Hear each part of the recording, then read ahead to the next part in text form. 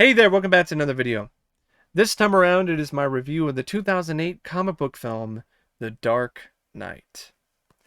Now, before we get around to sharing more of my thoughts on this film, I want to get something out of my basement. I have some feelings and thoughts that I've had bubbling deep down inside of me for over a decade. And I didn't really think there was a good time to release them until right now. And before I get around to that, before I release all of this, before I start venting, I want to make some things clear. First, I like this film. I think it's a really good movie. I think it's a solid Batman film. Second, I am going to use the term overrated. And if that triggers you, this is why I'm doing this. Overrated does not mean that something is bad. Look up the definition. It means that something is overvalued. It's similar to the term overhyped. It does not mean that something sucks. I want to make that clear. I don't think the film is bad because I think it's overrated. Now, we get to the part where I start purging things out of my basement. I never understood the hype with this film. When it came out in 2008, it was this watershed moment for a lot of people. It was this massive, big success. It was a pop culture phenomenon. I didn't get it. I didn't even see it in the theater when it came out. In fact, the night that this was, the weekend that this was released, I paid and saw Hellboy 2. I was more hyped about Hellboy 2 than I was The Dark Knight. I didn't even see the movie until like a couple years after it came out on a home video. And even then I was like, this is good, but I don't understand why it's a masterpiece. I don't get why this is the best film in the genre, or one of the best movies I've ever seen. And then, admittedly, I was a little too harsh on it during a certain period of my life. And then I revisited the film again, and I've gained a lot of appreciation for it, for what it is. But that being said, I still think it's unbelievably overrated. It's not a 10 out of 10 film. It's not a 100 out of 100. It's not 2 thumbs up the Batmobile's fucking ass. I don't understand why this is considered by so many people to be the pinnacle of the comic book genre. But then again, that's fine, because personal opinions are something that you don't necessarily have to understand completely in order to accept them. And I accept the fact that a lot of people think this film is phenomenal and the best there was, the best there is, and the best there ever will be. But that doesn't mean I have to agree with it. And I definitely don't agree with that opinion. I definitely don't agree with opinions that say that this is the best action film of the 2000s. Like, what kind of fucking crack are people smoking when they're saying that The Dark Knight, a film that barely has any action in it to begin with, is the best action film of the decade? And then you have other articles where people say that it's the most influential comic book film ever. A film that came out in 2008. It's the most influential film in the comic book genre. Really?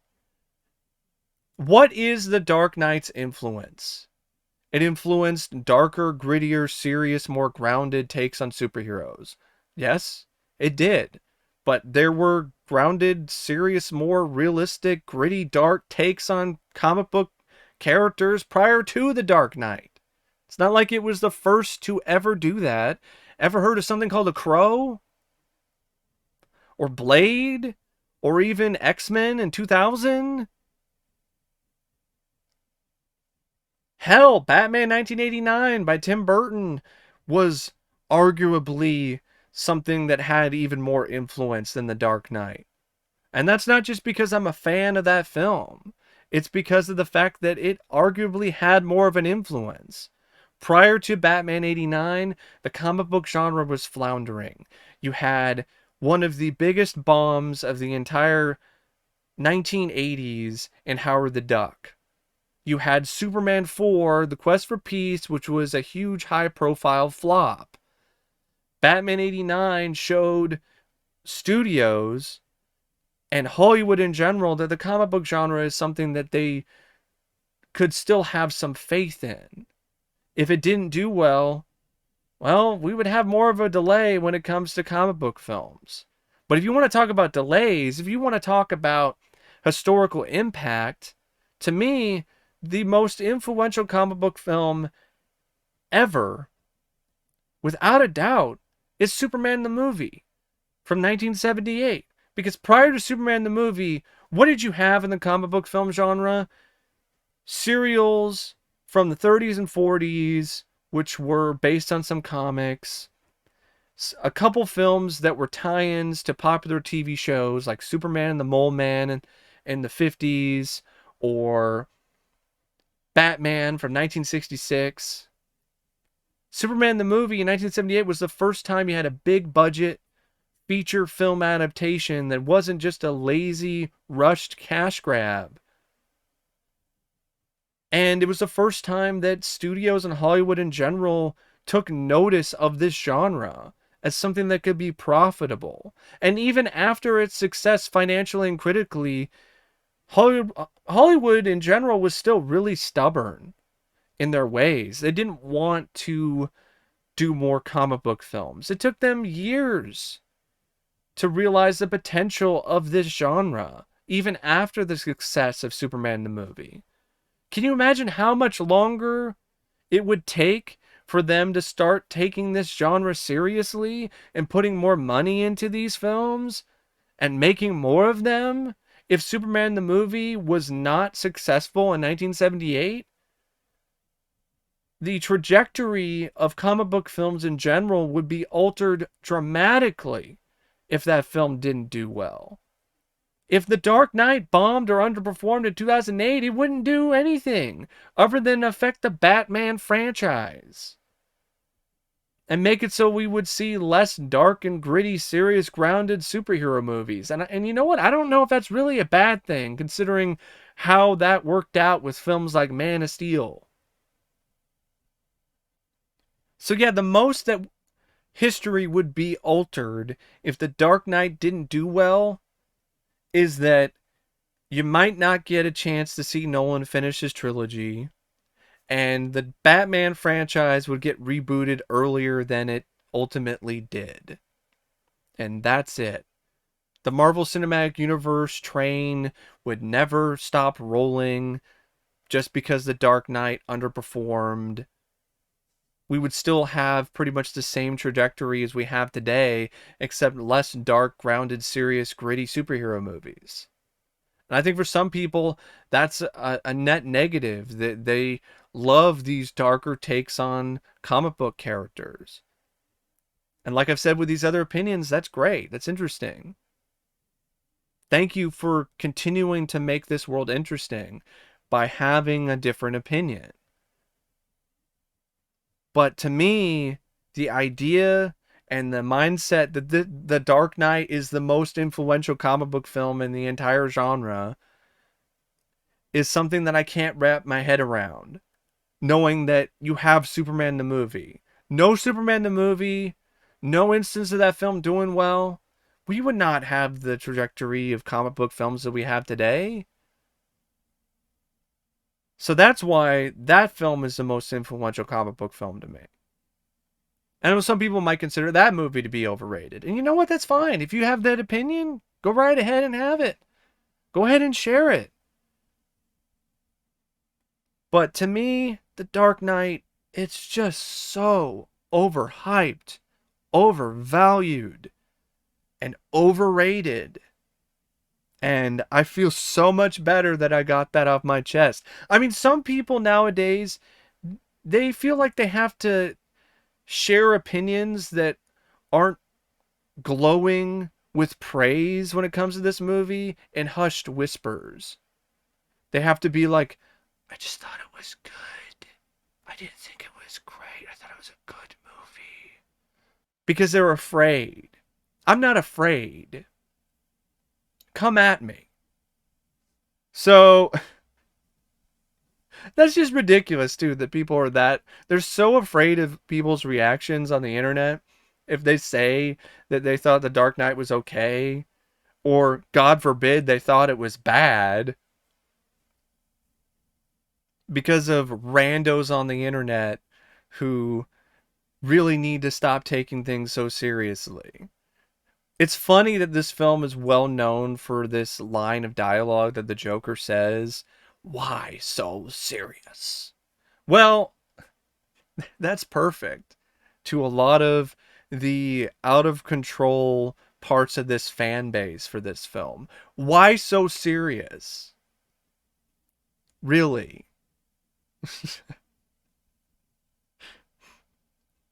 But yeah, it's just it was nuts. It was nuts in 2008. It was crazy in 2012 when The Dark Knight Rises came out. It's still kind of crazy today.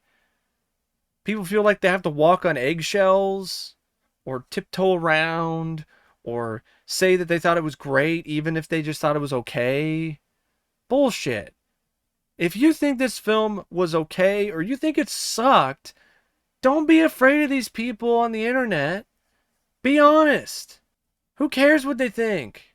Who cares what kind of names or what kind of bullshit that they'll try to pull? Whatever they'll try to do to you? Fuck it. So, now that that's out of the way, I know it's like 13 minutes in and I haven't really got to the review portion yet. Because that's one of those things when I think about this movie, when I talk about this film, it's massive, overinflated importance is something that's very hard to escape from. So, The Dark Knight is directed by Christopher Nolan. Duh. And I think he did a great job with this film for the most part. I think he did a remarkable job directing this movie. There are a lot of stunning, absolutely jaw-dropping shots in this film. Uh, and I think it's easily his best direction when it comes to the Batman trilogy. I can see why a lot of people saw this and thought that he was just this absolute visionary. There's just a lot of great shots. The shot of Batman after Rachel's tragic death, and he's standing there outside the wreckage with his head down. That's a really great shot. The shot of the Joker burning the money, the shot of Batman on top of the skyscraper that was done for real and wasn't done behind a green screen.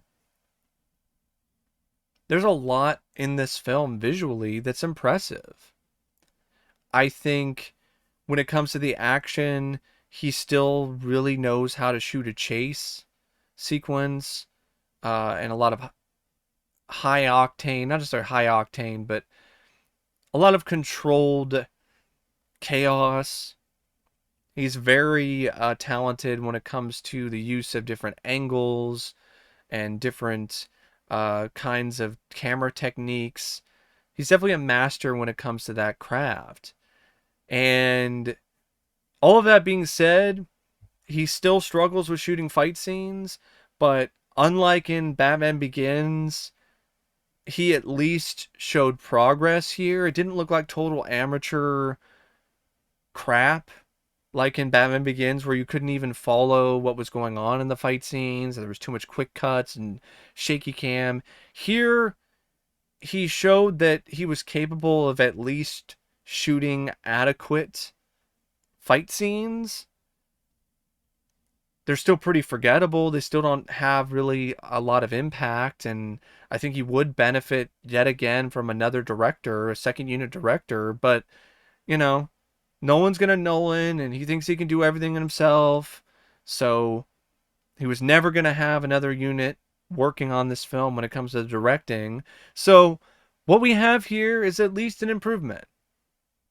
I would say, other than his contributions to the script, when it comes to some of the negatives that I do see with this film.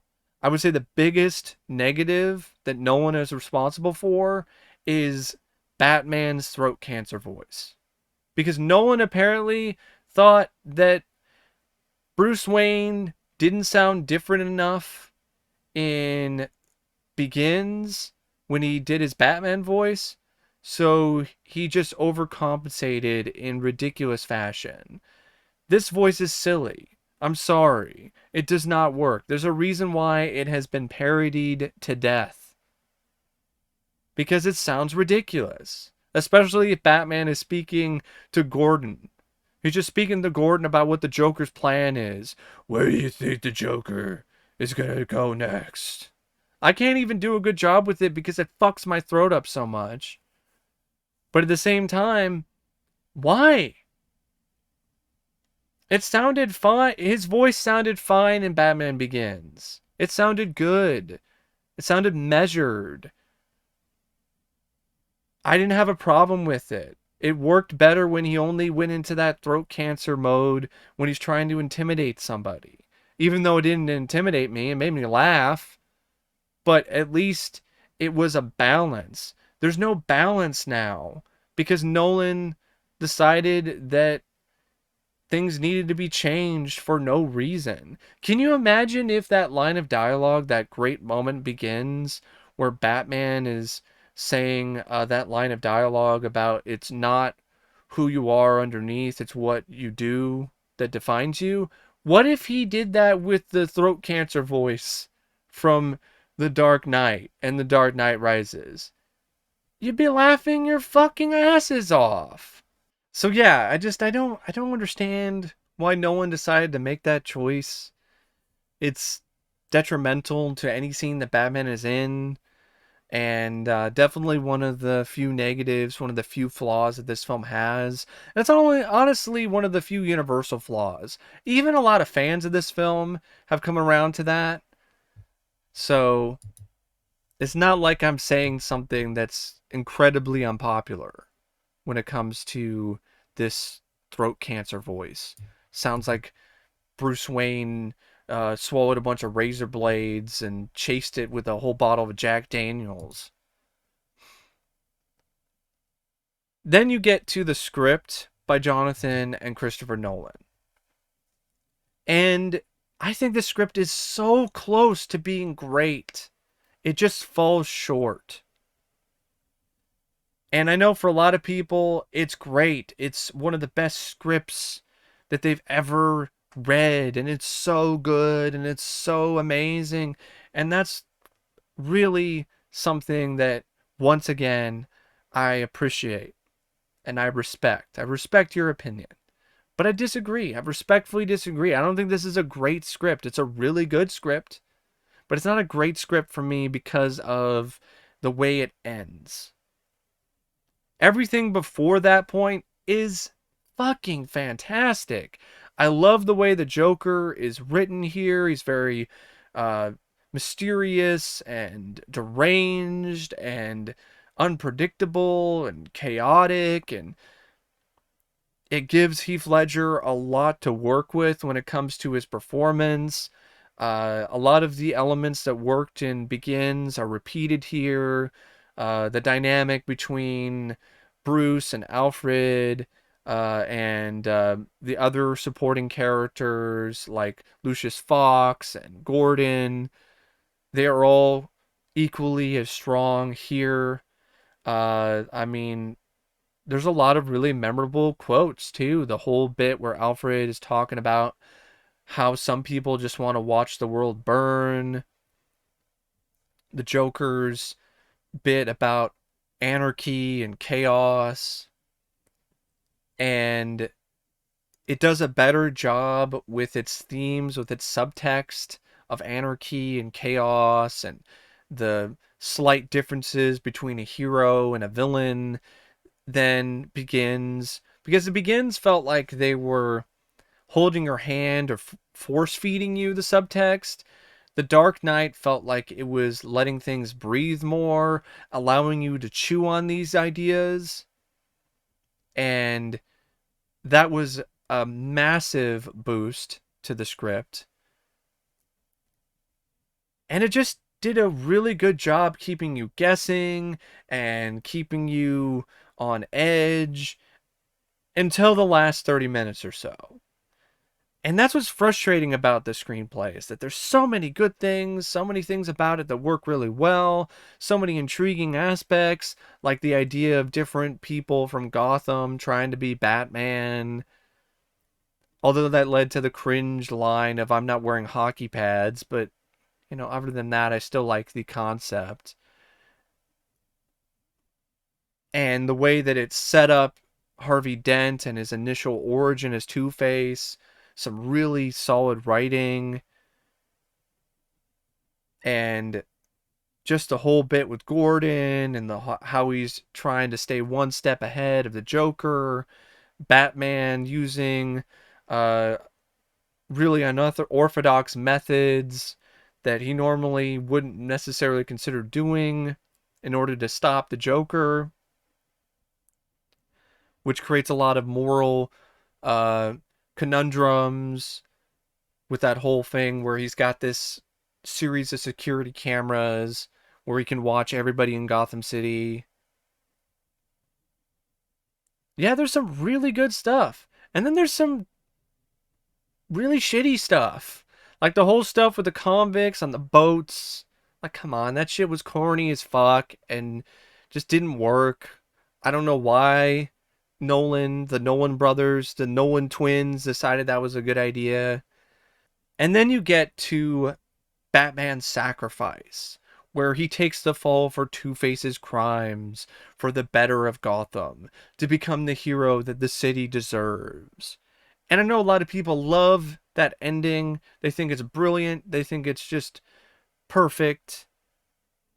I don't like the ending. To me, it's one of the worst things about this script. Because it wastes Two-Face for, honestly, just some cheap twist.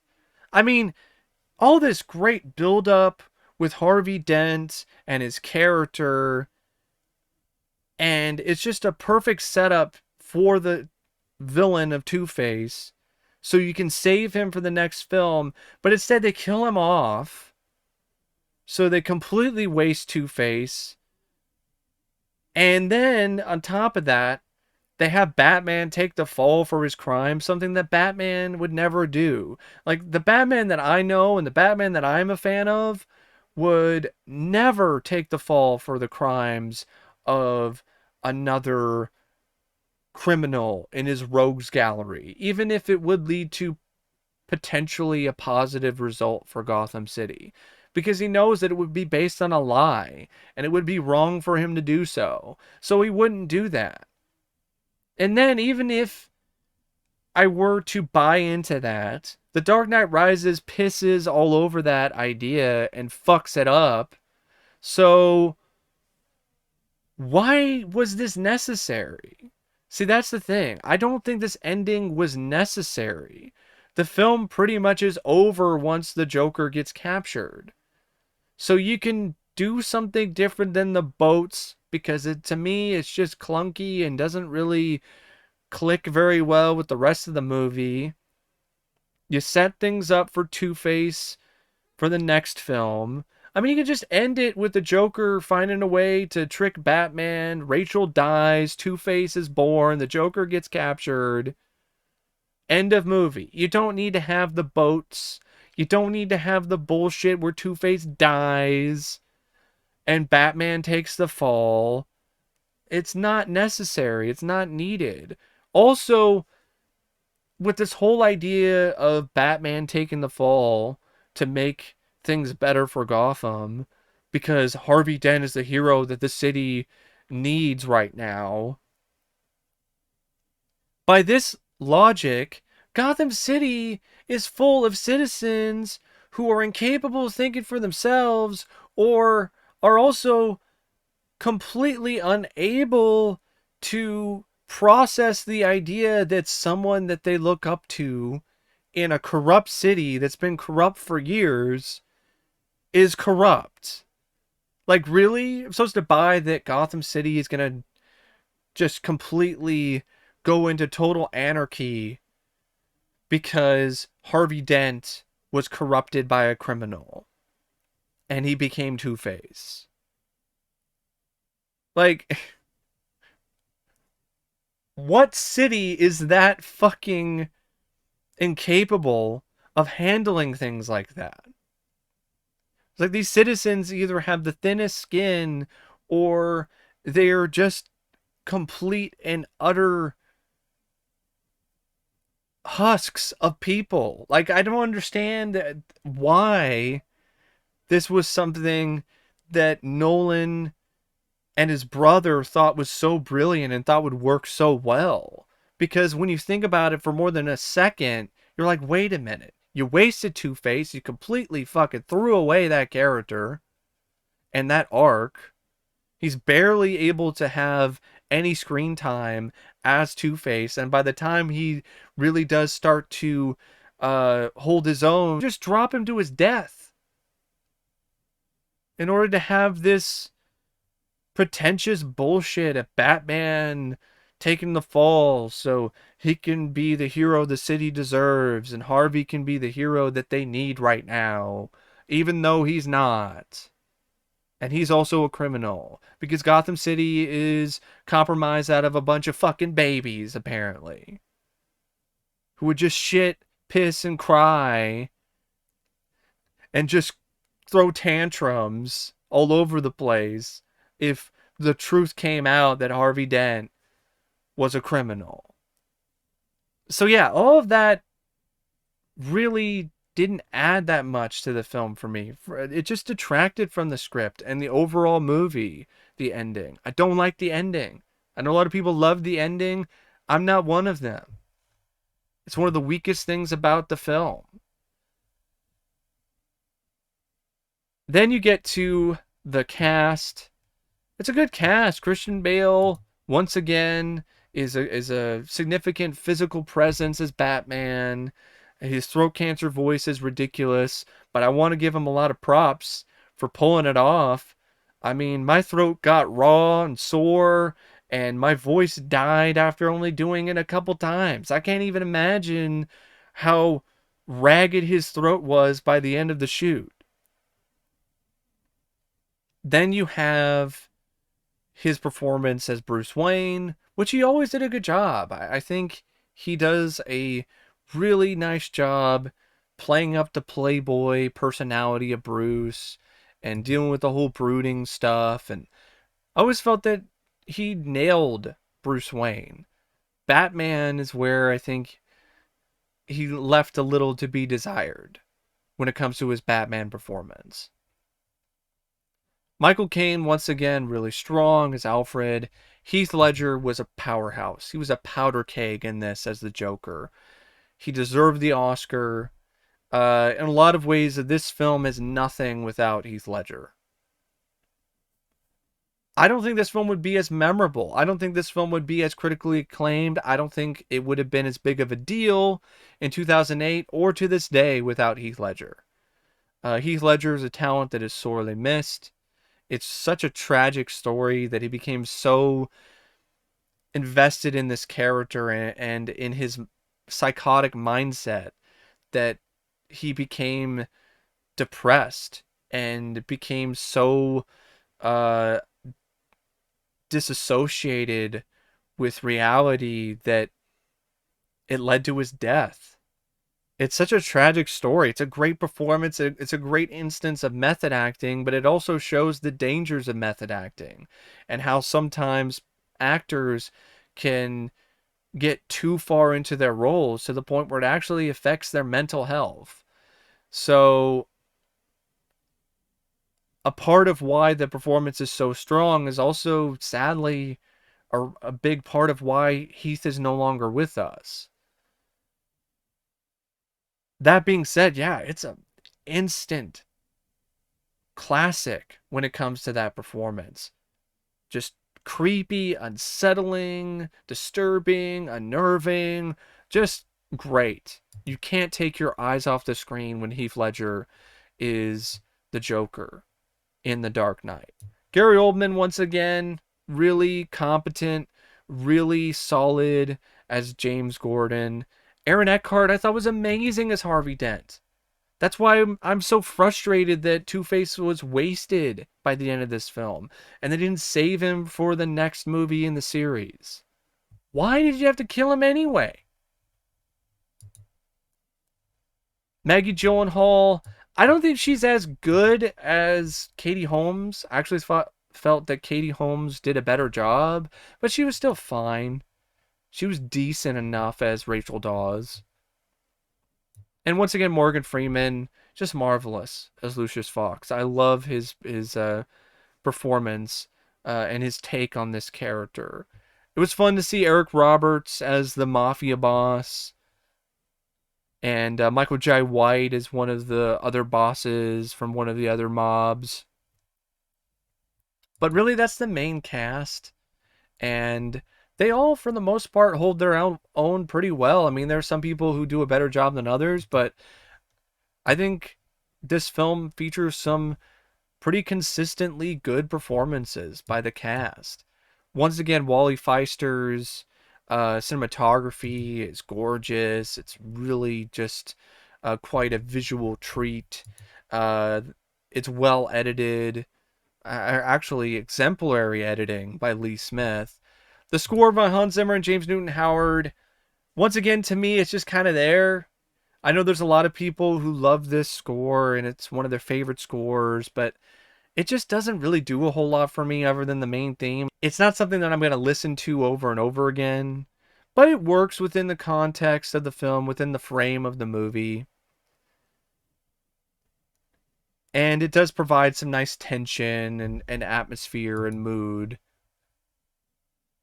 The film is too long. It did not need to be 152 minutes. That's the reason why the film has some pacing problems, especially near the end and during the final act. I just think the last 30 minutes just are nowhere near as strong, nowhere near as good as the first 2 hours or so. And you could have just cut them out entirely, or just switched some things around, or just ended things differently. I think the film would have been a lot better off for it. I think it would have been great. I would be with all those people saying it's 10 out of 10 if it didn't have the last 30 minutes. But since they are there, sorry. I think it's a really good movie, but I definitely don't love it, and I'm not going to call it great. It's one of those 4 out of 5 star films for me because of the fact that it just doesn't all add up to a satisfying whole by the end of it.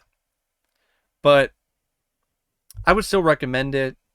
I would still say it's one of the better comic book films of the 2000s, and I'm glad to have it in my collection.